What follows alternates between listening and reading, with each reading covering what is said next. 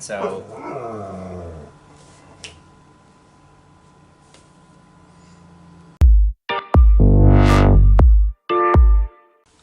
So today I thought that it would be an interesting thing to talk about empathic abilities with my boyfriend. He's a self-proclaimed empath. What kind of empath? Well, you're going to talk about that. Yeah. Because I didn't know there was multiple types. But basically it's for me to understand, because I'm literally the epitome of a non-emotional person for the most part. Maybe you're a person that gets feelings and you don't know where they come from. I know Daniel says that a lot of times he'll feel a certain way and not understand why he's feeling down or upset about something, and then he'll talk to somebody and find out and be able to reach through some emotional barrier and latch onto it and figure out what they're going through. So firstly, in your own words, what is an empath? an empath is somebody who has the natural ability to feel what other people are feeling. But like I was saying earlier, there's different types of empaths. So you have some empaths that are physical empaths, where they feel the physical pains of other people that are around. And then you have some that are more emotional empaths, where they'll feel the emotions of the people around. Some empaths have the ability to have a really strong connection with animals or plants or certain places, things like that. And you have precognitive or clairvoyant empaths. So yeah, many different types. Me in particular, I'm more emotional, and then occasionally I will get physical feelings, especially when it comes to pregnant women. A lot of times I will feel what they're feeling before it becomes apparent to anybody else.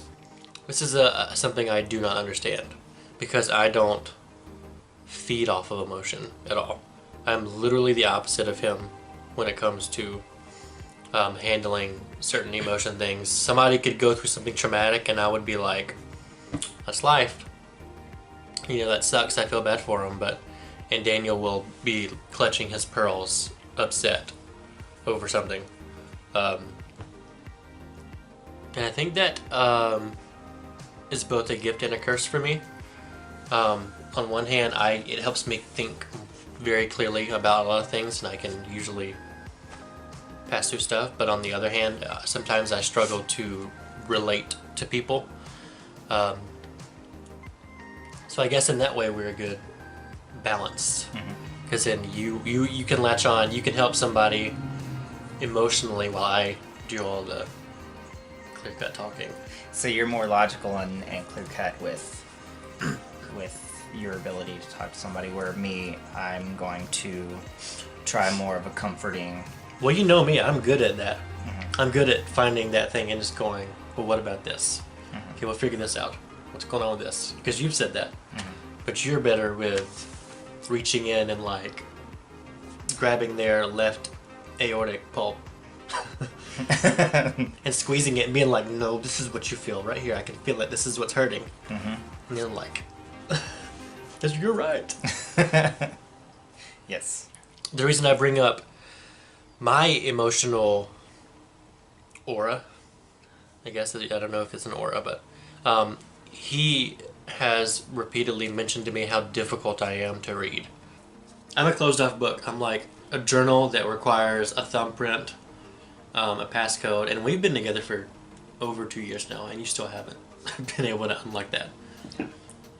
I don't know if anybody understand it better, but actually being able to feel tap into it. Yeah, to feel that emotion, it takes a really strong emotion from you in order to feel that. Whereas other people, it's usually just something on their mind that you can convey. Yeah. Now, he used to get asked a lot. Before we moved out here to California, we lived in a little town in Texas, and he had some friends who consistently would ask to speak with him and convey in his empathic wisdom about things that were going on in their lives, and he would have like sessions, I guess you'd want to call it. You're basically like a medium. In a sense, I don't like to. You're call an it that. emotive medium. Yeah, yeah. I had some friends that they felt like they were empathic as well, and so they had a lot of questions. And I don't proclaim to be an expert in the field, but basically what I did was I would have sessions where I would try to read them and answer some of their questions, and just kind of be a resource for them. A lot of times I didn't have the answers, and I would kind of point them in the direction of some of the research that I've done. But basically over the years, like the research that I have done is kind of leading up to the point of realizing everybody is somewhat empathic. So anytime that you kind of go into a room or something and there's like a lot of tension, like you can feel that. That's part of our intuition or empathic abilities. How do you distinguish between a hunch and an empathic emotion that you assume is something that you're draining off of somebody else? Because that would be the thing I wouldn't know how to differentiate between just not feeling, like subconsciously feeling something versus somebody assuming that what I'm feeling is somebody else's emotions. When I'm reading somebody, whether it be intentional or unintentional, it usually kind of comes out of nowhere, and I'll start to feel something that I know is not mine. Like the other day I was talking with somebody at work, and I felt a kind of like a giggly happiness. So things like that, where it's like I'll pick up on something that I wasn't having just a moment ago, and I'm not thinking about anything that would cause that emotion. Yeah. So that's typically how I would feel that it's not a hunch, and it's actual. I assumed it feeling. was I assumed that what you felt was something different instead of like just like how you would feel an emotion normally. I assumed that there was like an extra sensory kind of thing that was attached to it. So that's how you knew that it was empathic. Well, not always, but I would say like maybe 60% of the time when I start feeling something that I feel is not my emotion, I will actually get a kind of like a picture, like somebody just took a snapshot or something that'll kind of cross my mind. And that's typically when I do feel something like that and I get like a little picture, it will prompt me to start asking questions. So there was, with one of my friends back in Texas, I just met the guy who was actually a friend of a friend, and we were talking about being empathic, and I was actually talking to my actual friend, and I kept getting an image of a younger guy, and I kind of stopped my conversation and I looked at this other friend, and I said, "Do you have a younger brother?" And he said, "Yeah." And I was like, "Okay, he's like 4 or 5 years younger than you, and he's got, short brown hair or whatever," because that's the image that popped into my head. A lot of people think that that's, clairvoyant or, psychic abilities, but I believe that we all have, whether you want to call it psychic abilities or empathic abilities, I think that we all have it to a varying degree, and you can learn to focus that and hone it and be able to use it to your advantage or disadvantage. If you can't learn to block things out as an empath, it can lead to depression and all kinds of stuff. It can be very overwhelming. Speaking of quote-unquote psychic abilities, Daniel being a self-described empath, my so-called psychic ability always had to do with dreams. My ability, or things that I would see, I would constantly, less so now, I think that has fallen off a lot. I don't know why. I don't mind it because I used to get really worried with certain dreams because of how realistic they were and what they meant. But growing up, Dad always told me that me and my sister both had the gift of dreams, which was basically you'd have a dream and it would tie in perfectly to something, a major event or issue in your life in some way. It may not directly affect you, but it would be something that your mind would create, and somehow it would be reality within the near future. For instance, Courtney and myself had dreams about my sister Courtney had dreams about older couple that was friends with my parents, Chad and Dana.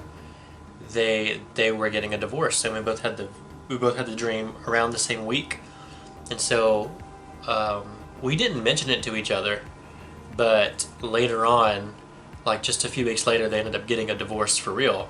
And Courtney told Dad, and then I told her. I was like, I had that same dream, and we kind of were like, it's a little creepy. But throughout my childhood and up through my adolescence and into my teens, I consistently would have dreams that I could relate to real life later down the road, whether it had to do with like my grandma, who had passed away in '06. Later on, I would have dreams and talk to my grandpa, and he'd be like, "That's what I needed to hear.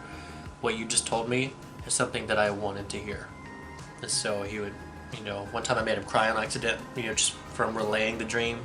It's like he needed something, and it's like almost like my mind created something for me to express to him so that he could maybe move on, because I know that he might have been struggling with that, but or knowing that she is okay. I haven't had a dream that I considered to be something that might happen in a long time, and I think I may have closed myself off from that possibility, but Could be. But I don't dream as often as I used to either, so. Well, I know that especially if you kind of have those types of abilities early on in life, you can go one of two ways. If you're curious about it, then you're probably going to go to the direction of wanting to experience that more, and you're going to focus on it and try to hone that ability. Or if it's something that scares you, then of course, like me, when I started feeling things like that, I was fairly young and I completely closed myself off, which is why my blocking or grounding ability is really, really good, because I was getting overwhelmed. I had a lot of anxiety, and so I was able to close all of those emotions off, so that it wasn't so overwhelming for me. So, I was thinking it's something along the lines of, how children are often considered extrasensory compared to adults because they're more open to the more imaginative possibilities of what things could be or what things could be explained as. And so that's how, like, a lot of times you hear about children seeing ghosts more often or seeing something that isn't there. And I think that, as like you mentioned, as you grow old, it could wane. If you're able to extrapolate what you felt and you're able to understand it better, then you become more adept at understanding how it works, and you keep it in your adult life. I never tried to understand my dream thing though, so yeah. I always just thought it was luck. It's a weird coincidence. Which is stupid to think that, because especially with the divorce thing with Courtney, that was the biggest one that happened. Feel free to share with me any kind of extrasensory abilities you think you might have. I like hearing about that kind of stuff, and we like reading about that kind of stuff, so I would love to hear your experiences with any kind of extra abilities you think you might have that aren't necessarily normal. I hope you enjoyed our little discussion on these kinds of extra abilities, like being an empath and then the gift of dreams. Like and subscribe. And I never say that. I just realized that I never say that in my video. Alright, we'll see you guys next time. Bye.